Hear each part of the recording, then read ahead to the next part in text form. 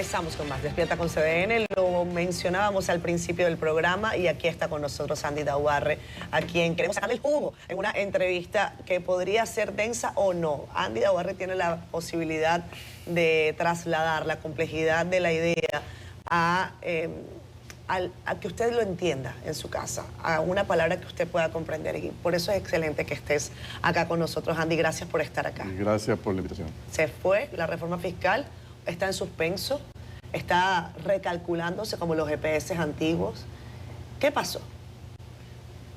Particularmente yo creo que el error consistió en la reforma que se diseñó. La reforma que se diseñó, si uno la toma y la ve rápidamente, se da cuenta que se podría denominar Ley de Eliminación de Exenciones. O sea, que el enfoque que se escogió fue llevarse todo el sistema de exenciones que había en el país, incluyendo lo del ITEVI. La contraparte o la alternativa, que era la que nosotros habíamos planteado desde hacía tiempo, era una ley para la reducción de la evasión y la racionalización de las exenciones. Entonces, por alguna razón, el gobierno optó por el tema de la exención y no tocar el tema de la evasión. Yo pienso que políticamente era más viable dar la batalla de combate a la evasión y circunscribirla en 2 o 3 estamentos del aparato económico del país y no entrar en un desmantelamiento generalizado de un sistema de exenciones que involucraba ampliar la base del ITEVI, llamado ahora IVA, a una serie de productos ya que pesan mucho en la canasta de consumo de los grupos de clase media y clase media baja. Es verdad que iba a haber mecanismos de compensación, pero una de las cosas que uno aprende en economía política de la reforma es que la compensación, la gente no le da tanto peso como el golpe del impuesto. O sea, cuando nosotros en el 2016 trabajamos un proyecto de reforma para Danilo Medina y yo asumí la dirección de ese proyecto y realicé focus groups con diferentes estratos de ingresos, porque la reforma tú tienes que ver cómo la gente reacciona, incluso hasta para diseñar los incentivos que vas a montar y las compensaciones. Y óyeme, la reacción cuando tú le decías que íbamos a meter una tasa en aquel momento de 10% del ITEVI a lo que estaba exento, dejando fuera los productos alimenticios, se te montaba en el salón casi una rebelión, que tú la lograbas vencer en la medida en que tú le decías, bueno, vamos a suponer que ahora tú tienes el salario mínimo, yo te voy a subir el salario mínimo un 15%, esos son tantos. Aparte de eso, yo voy a dar una compensación a través de la tarjeta, en aquel momento solidaridad de tanto. Entonces, la gente comenzaba a cambiar. Pero no era el 18, era un 10. Por eso nosotros siempre éramos partidarios y lo escribimos en un artículo, que la generalización del ITEVI es un arma peligrosa, pues solamente hay 2 países en el planeta Tierra que lo tienen generalizado, que son Dinamarca y Chile. Nosotros no estábamos realmente preparados para ese salto al vacío que se dio ahí. Entonces tú me dirás, Andy, ¿por qué no se fueron por el proyecto de combate a la evasión? Bueno, porque yo creo que los grupos evasores son grupos de mucho poder y esos grupos tienen sus funcionarios en los gobiernos. Yo recuerdo que cuando ganó el presidente Abinader, uno de los empresarios más cercanos que había entrado al gobierno dijo, bueno, este es el gobierno de nosotros y nosotros vamos a hacer aquí el gobierno que nosotros queremos. Él se refería a los empresarios. Y había él y otros funcionarios defendían esos intereses. Entonces, cuando yo vi eso, digo, bueno, esto va a ser una reforma fiscal complicada, porque si son los empresarios que van a hacer la reforma fiscal, esto no pinta bien. Y lo vimos ahí. Esa es una reforma. Cuando tú te juntabas con todos los sectores empresariales de este país, empresarios me decían, Andy, ¿qué tú crees? Digo, no, dime tú, ¿qué tú harías? Generalizar el ITEVIS. Todos decían, generalicemos el ITEVIS. Yo decía, pero ustedes han pensado lo que ustedes están diciendo. No, Andy, que eso es lo más práctico, eso cobra. Pero ninguno tocaba el tema fundamental, que era la gran evasión en el impuesto sobre la renta corporativo. ¿Por qué? Porque ellos eran los evasores. Entonces, el gobierno, entre esas dos posiciones, sin darse cuenta, armó una reforma que responde a los intereses de los evasores. Entonces, tú no la puedes defender. Ahora, si tú me dices a mí, ¿cómo tú lo hubieses hecho? Bueno, muy sencillo. Yo hubiese ido con un solo artículo, modificando el impuesto corporativo, estableciendo un mínimo, y los opositores, que yo sé quién iban a hacer, yo los llamaba antes, mira, esto es lo que vamos a hacer, aquí están los estados financieros de tu empresa en los últimos 10 años, esto es lo que tú has hecho, tú tienes todo el derecho a protestar, pero yo voy a ir a la televisión y voy a explicar la narrativa de cómo ha sido tu historial evasivo. Y hasta ahí llegó. O sea, faltó valentía. No faltó valentía, es que las fichas estaban puestas en el gobierno de acuerdo a los intereses de estos grupos. Entonces, el presidente posiblemente le pudo haber atraído la idea de un combate a la evasión, pero al final de cuentas tú tienes que compatibilizar con lo que son los intereses y las posiciones de tus ministros, porque los presidentes no son los que defienden reformas tributarias, son los ministros. Por eso es que se dice que los ministros generalmente son material gastable en las reformas, o sea, y duran poco. Tú pasas la reforma, cogiste el hit, bueno, te vas para tu casa, se acabó. Al presidente hay que protegerlo. Entonces, ese tema estuvo ausente en la reforma. Otras cosas que estuvieron ausentes. Tú dices, bueno, vamos a quitarle las exenciones al turismo. Eso es un reflejo de desconocimiento absoluto de los problemas que tiene ese sector y dónde que están los nichos de evasión en ese sector o de captura de impuestos indebidamente.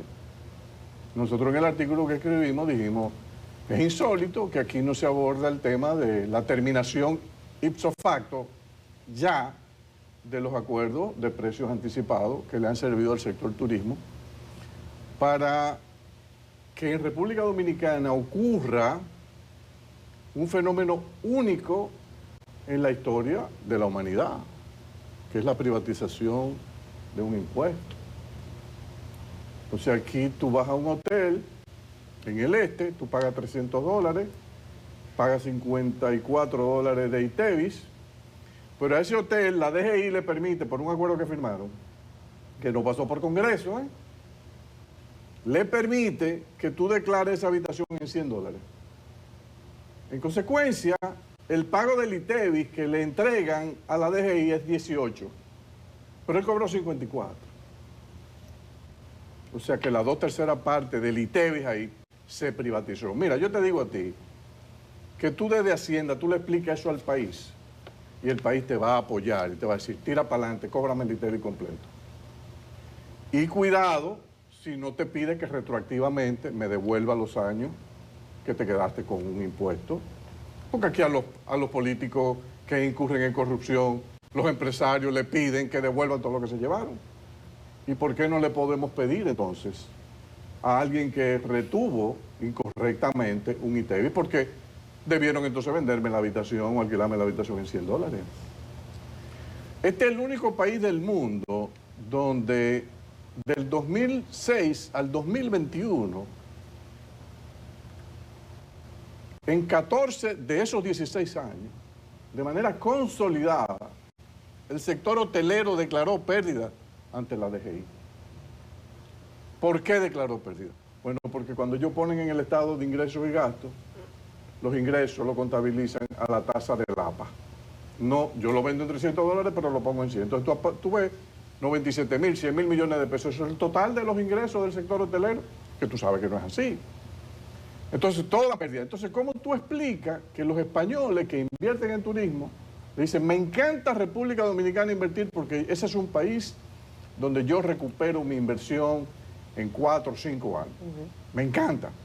Pero espérate. ¿Cómo que tú recuperas la inversión si los estados financieros que yo veo en la DGI de todos ustedes siempre tienen pérdida? ¿Cómo con pérdida tú puedes recuperar la inversión?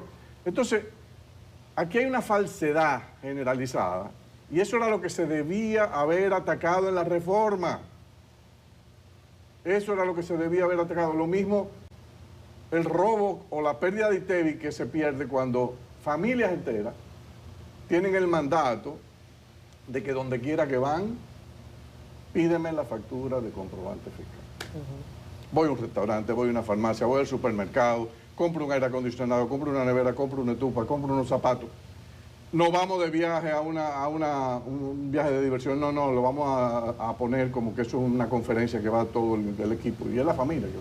Y de ahí te deducen todos esos ITEVIs que adelantaron, te lo deducen del ITEVI que tiene que pagar. Y eso se permite que ocurra. Entonces, era muy fácil atacar ahí y no ponerle el ITEVIS o el IVA a alimentos básicos a la clase media y a la clase baja. Entonces, por eso no hubo forma de defender, porque es que es indefendible lo que se estaba haciendo si tú no tocabas primero el tema de la evasión. Fue un problema de opción preferencial incorrecta. O sea, optaron por llevarse prácticamente todas las exenciones, pero dejándole un paraíso a los evasores. Entonces, eso es lo que va a haber que tomar una decisión de aquí en adelante. Porque yo no sé realmente qué va a hacer el presidente. Cuando uno escucha el discurso detenidamente, daría la impresión de que ese tema de la reforma fiscal murió. Murió. Si yo estuviese en la oposición, si yo fuese Leonel Fernández, Danilo Medina, Juan Ariel, Omar Fernández, si yo fuese uno de ellos, yo estaría altísimamente preocupado. Muy preocupado y muy triste. Porque el muerto que le van a dejar en el 28 quiere decir que ese trago amargo se lo van a tener que tirar ahí. Si ellos fuesen inteligentes y sensatos, deberían pedirle una reunión al presidente. El presidente, mire, esa reforma nosotros no estábamos de acuerdo, pero nosotros creemos que hay que hacer una reforma y nosotros lo vamos a apoyar. Vamos a hacer algo que no vamos a distribuir el costo político entre todos, ya usted pagó un costo alto, vamos a distribuirnos el costo político entre todos, pero vamos a hacer esto, mire, vamos a sacar evasión. Si usted se va por esta línea, nosotros lo apoyamos. Y que ellos lo digan públicamente eso, de manera que si el presidente dice no, yo no, bueno, pero nosotros cumplimos en presentarle una opción. La democracia que hoy vivimos en el país es una opción donde todas las partes deben ser capaces de presentar sus ofertas abiertamente. Entonces, todas las distorsiones que existan, por ejemplo, que le lleven una propuesta para resolver el problema de los comercios chinos, o van a dejar que el comercio dominicano colapse frente a esta andanada de...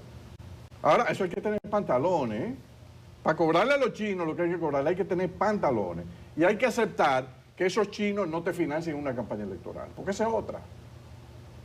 Que hay mucha gente que dice, no, pero espérate, porque es que no están dando para el partido. No, a mí no me importa que te estén dando para el partido. Ellos van a tener que pagar.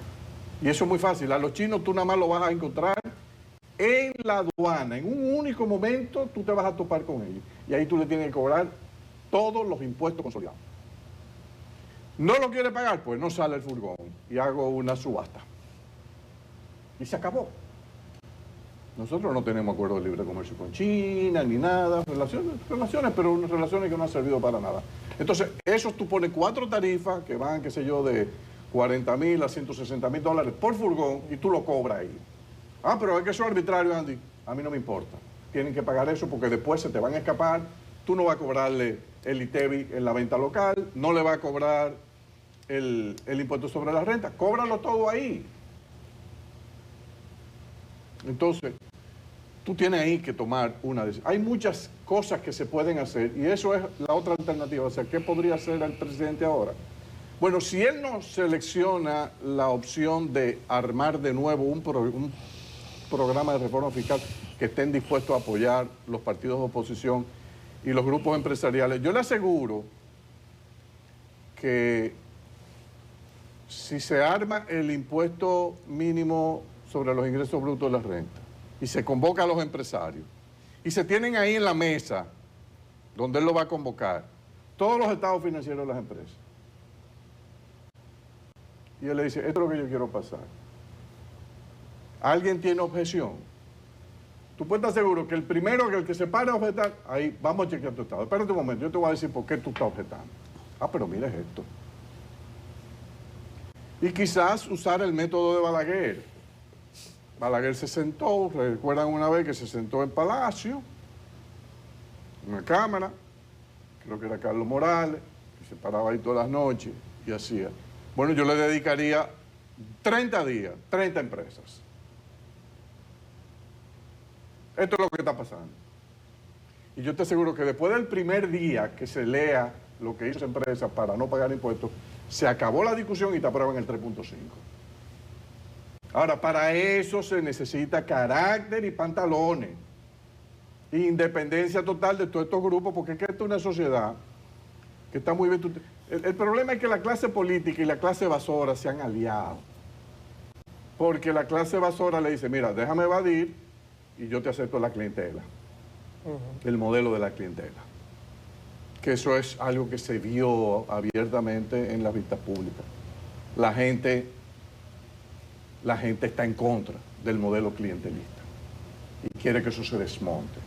Eso toma tiempo, pero el gobierno tendría que dar señales claras de que va a empezar a recortar gastos de publicidad, gastos de influencers, pensiones dadas a gente que nunca trabajó en el Estado y que son miembros de partidos políticos. O sea, tiene que dar señales gradualmente, en la medida que pueda. Eso no va a resolver el problema. O sea, tú puedes recortar gastos, claro, pero eso no va a resolver el problema. Pero son señales positivas para allanar el camino. Y no toque, mi recomendación, en lo que queda hasta el 28, no toque el ITEVIS, no toque el IPI.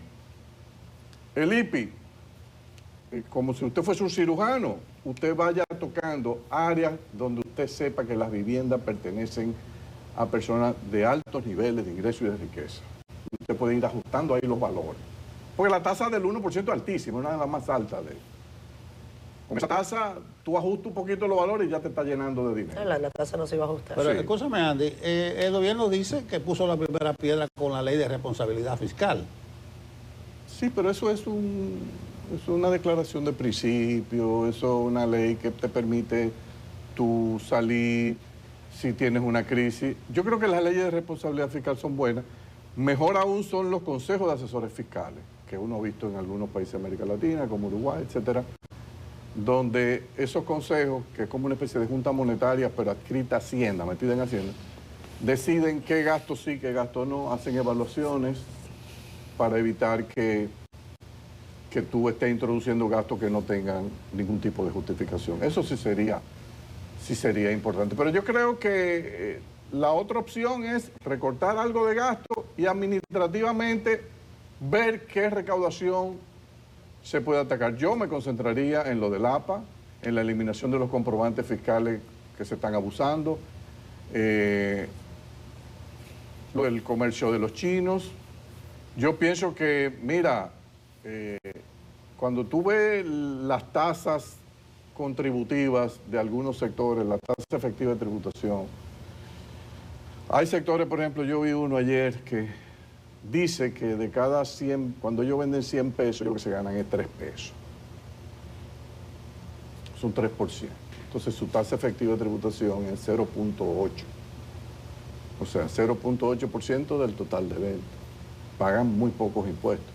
Entonces yo pienso que a toda esa gente se le puede ir llamando. Mira, nosotros vamos a contratar un grupo de expertos, nacionales y extranjeros, para hacerte inspecciones. A menos que tú te quieras coger una amnistía fiscal, yo te voy a permitir que tú me des tanto por ciento de tus ingresos brutos y a partir de aquí te me regularizas. Esa es otra opción. Pasar una ley de amnistía fiscal para estimular a que las empresas declaren mejor. Pero tú tienes que tener ahí en la DGI personas que los empresarios le tengan miedo. Si son gallos locos o personas que no Pero tú pones ahí 2 o 3 tipos pesados con una firma de fuera, te contrata por la izquierda los servicios de esta firma que buscan capitales donde quiera, que hay muchas muy buenas. Entonces se puede ir haciendo, porque en el fondo yo lo que siento que el capital tiene que hacer hoy día una mayor contribución. No puede el sistema depender de que sean los consumidores y los trabajadores que carguen, que es lo que tenía esta reforma. Ponía demasiado peso en términos relativos en los trabajadores y en los consumidores.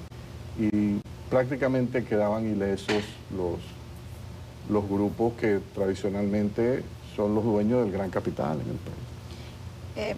Si se toma el discurso del presidente, donde aparenta que quedó cerrado el tema, me gustaría conocer su punto de vista. ¿Cuál sería entonces la situación de la economía dominicana y cómo nos vamos a administrar? ¿Qué es lo que va a pasar con la economía? Yo pienso que es simplemente ser un poco menos ambicioso en la ejecución de los proyectos, pero macroeconómicamente yo pienso que no va a haber ningún problema. De aquí al 28. Porque el déficit, mira, a agosto, el déficit del sector público no financiero, que eso es gobierno central y el resto del sector público no financiero, estaba como en 83.000, 84.000 millones de pesos. Eso quiere decir que te puede terminar en 150.000 millones. El del Banco Central estaba en 30 y pico mil millones de pesos, te puede terminar 52.000. Estamos hablando de 200.000 millones de pesos. 200.000 millones de pesos es como 2.9% del PIB. Eso el mercado de capitales doméstico e internacional te lo financia muerto de risa. Muerto de risa. Entonces el gobierno podría... Ahora, si tú quieres tener niveles de inversión pública más importantes que son necesarios, bueno, entonces el déficit es mayor. Y ahí sí entramos ya en estrés, en situación. Pero el presidente podría decir, bueno, no voy a poder hacer este tren que iba para allí, este para aquí, voy a desacelerar la velocidad de terminación de algunas de las obras.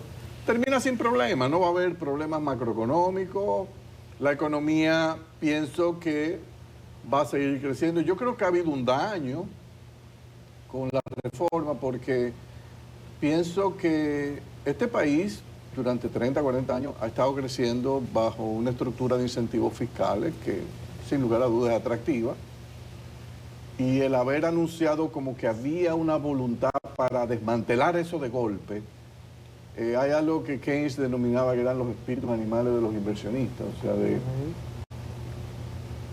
qué impacto te puede haber, porque, oye, pero espérate, esta gente no es confiable, porque mira, yo estoy metiendo aquí en este país pensando que en 20 años yo tiro para adelante y puedo seguir invirtiendo utilidades, pero si me están empezando a discutir estos temas, es complicado. Entonces, podría haber por ahí algo de ruido, pero yo creo que si se conversa bien con los bancos de inversión, con los tenedores de bonos, con las firmas calificadoras de riesgo, los organismos internacionales, en el sentido de que vamos a tratar de mejorar sensiblemente la capacidad de la administración tributaria y de la Dirección General de Aduanas para recaudar, y que nos comprometemos a tratar de levantar un 1% del PIB con ese esfuerzo. Tú dirás, pero eso es mucho.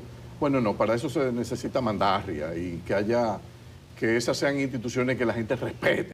O sea, y hay señales que se pueden enviar que contribuirían a eso. Pero no para los pobres, ni para la clase media, es para los que tienen capacidad de pago. Entonces, si tú aplicas eso, yo creo que no habría ningún problema. Yo creo que... o sea, realmente no hay una necesidad inminente de que la reforma se tiene que aprobar. Ahora, de cara al papel como Luis Abinader quiera quedar en la historia, que esa es la parte que yo creo que todo el que llegue ahí empieza del primer día, bueno, ¿cómo yo quiero que Fran Moya me coloque en el capítulo mío? ¿Qué fue lo que yo hice? No hay duda de que esta historia de someter proyectos y entonces luego tener que retirar, como que no es algo que tú puedes exhibir como un gran logro. Ah, bueno, un hombre que supo escuchar. Bueno, sí, pero No, o sea, no hubo la reforma. O sea, al final lo que cuenta es si se pasó, si el país avanzó, si se progresó, si hicieron reformas estructurales o no. Entonces creo que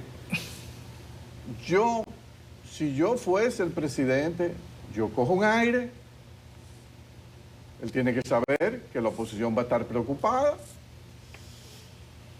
Incluso él podría jugar una carta complicada de meterle un déficit en el último año de su gobierno de 8% del PIB. Lo puede hacer, ¿eh? Volverse loco con la inversión pública y entregarle al... Ten, chúpate ese cajuelo. Andy, en esa misma silla, el ministro de Hacienda, Jochi Vicente, hace 10 días señalaba que a diferencia de todas las reformas anteriores, esta tenía un valor cualitativo porque identificaba los ejes o los rubros de dónde se iban a destinar los recursos a ser captados y cuantificaba qué se iba a hacer en cada tramo. Uno de esos tramos era el del Banco Central, que ha sido objeto de análisis de tu parte. En ese sentido, ¿cómo queda el Banco Central en términos de la reducción de su deuda, del déficit, sin una reforma? ¿Y cómo el Estado actual, que lo permite capitalizar, y cómo en el Estado actual eso puede impactar a medio plazo en el desarrollo de la economía? Sí, yo pienso que se planteaba, si mal no recuerdo, que unos 22.000, 23.000 millones de pesos de lo que se iba a levantar con la reforma se iba a utilizar para recapitalizar al Banco Central.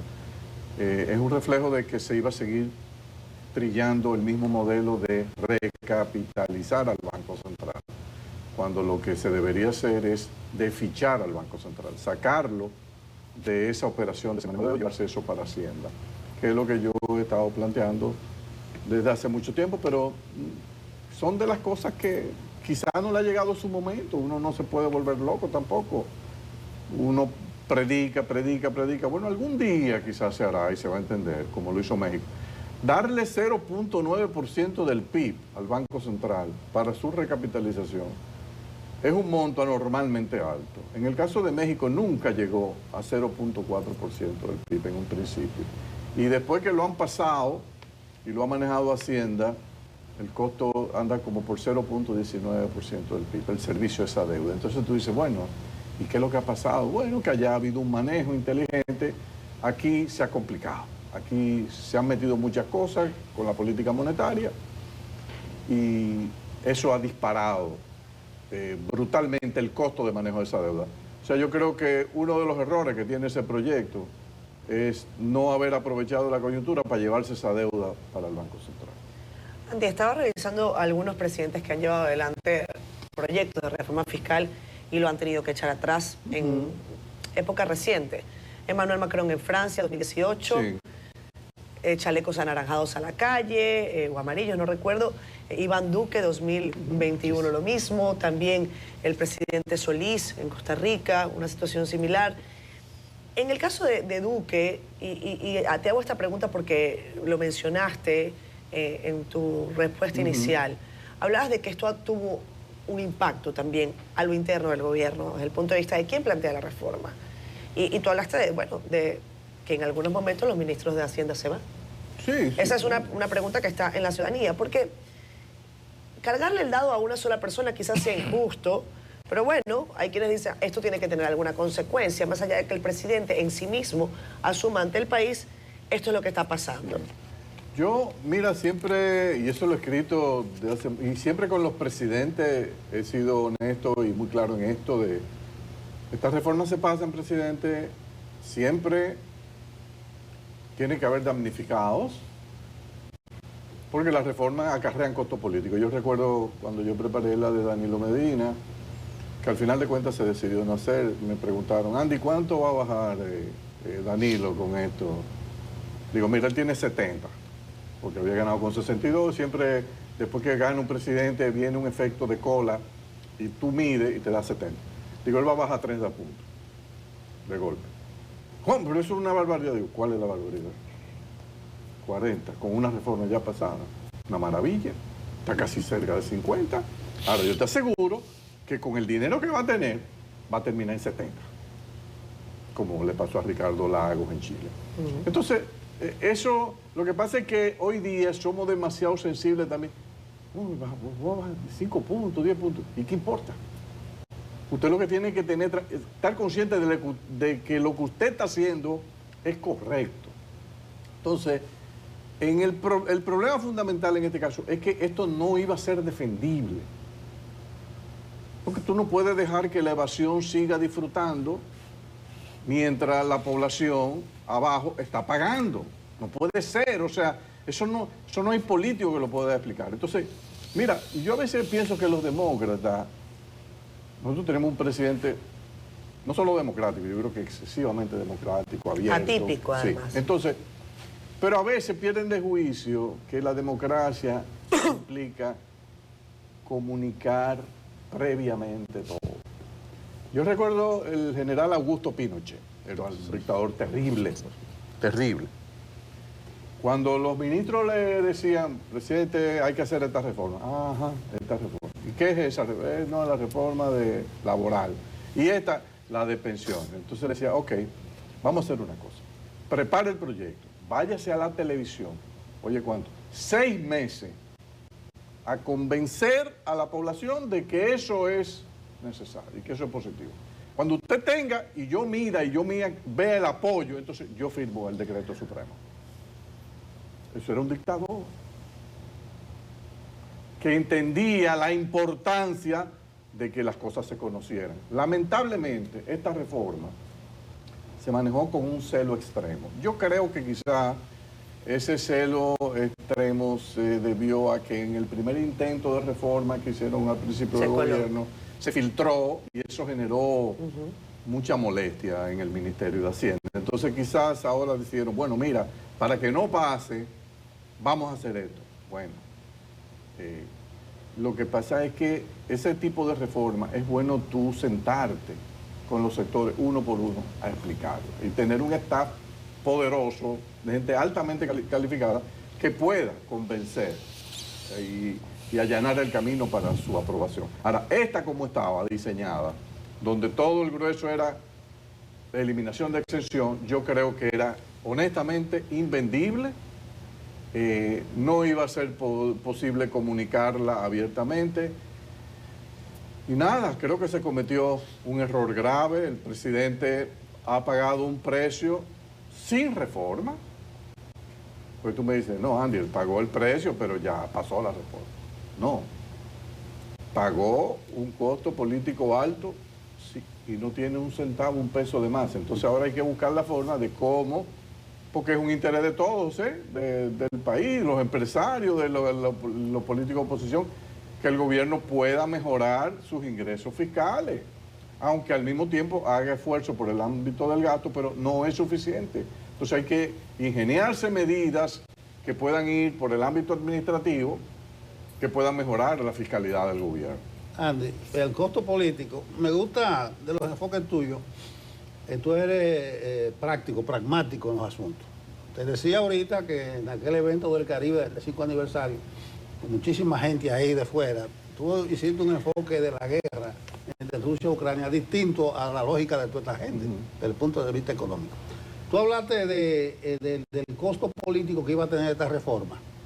Incluso ponía ejemplo un candidato a diputado que por la reforma se retiró una zona franca que iban a instalar en el 28.